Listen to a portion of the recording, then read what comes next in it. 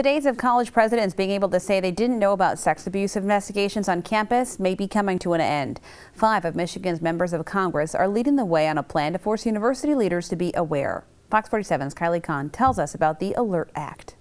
It frustrated many Nassar survivors to hear former MSU President Luanna K. Simon claim she didn't know about the first abuse investigation until 2 years after the fact. It could have been looked into in greater detail, and I think it could have absolutely been stopped. Nassar was first investigated for sexual assault at MSU in 2014. No criminal charges were filed, and he was allowed to keep seeing patients. Nassar abused dozens more before the story broke in 2016. That's why Larissa Boyce supports the ALERT Act, aimed at forcing university leaders to review all sex abuse allegations. If they had that in place when Larry Nassar was working at MSU, a lot of things could have been stopped, or at least people would have been held accountable. The university supported a similar bill passed by the state legislature last year.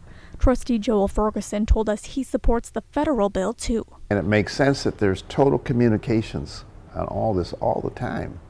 So I think it's quality legislation. Sexual assault counselors say forcing administrators to confront the abuse problem on campus is crucial. It makes the excuse of "I didn't know" not an excuse anymore, because in leadership, if you are the leader, you need to know what's going on, and with your employees in particular. And Ferguson calls it a chance to learn from the mistakes of the Nassar crisis. We want to be at the front how we're going forward, and we want to be a leader in this. Kylie Kahn, Fox 47 News.